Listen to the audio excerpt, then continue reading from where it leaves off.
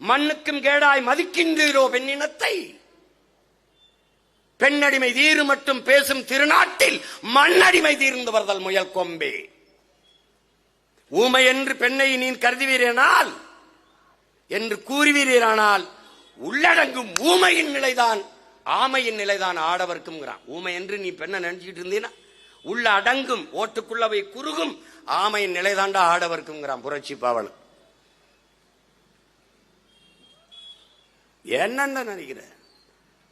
வீர சுதந்திரம் வேண்டி நின்றார் வேறொன்று கொள்வாரோன்றார்.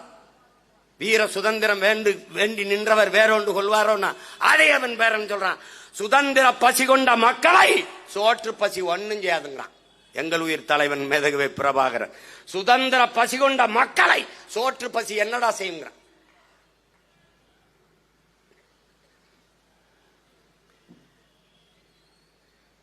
கேட்டா பெண்ணிய உரிமை நாங்க தான் பெற்றுக் கொடுத்தோம், பெண்களுக்கு நாங்க தான் பெற்றுக் கொடுத்தோம். என்ன கொடுத்த?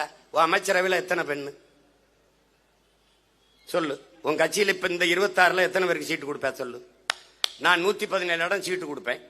பாரதியின் பேரன் கொடுப்பேன், பாவேந்தனுடைய பேரன் கொடுப்பேன், பிரபாகரனின் மகன் கொடுப்பேன். நீ என்னத்தை புடுங்குவேன்னு சொல்லு. என்ன கொடுப்ப? இந்திய துணைக்கண்டத்திலே ஒரு அரசியல் இயக்கம் 117 இடம் பெண்களுக்கு 117 இடம் ஆண்களுக்கு சம வாய்ப்பை கொடுக்கிற அரசியல் இயக்கம்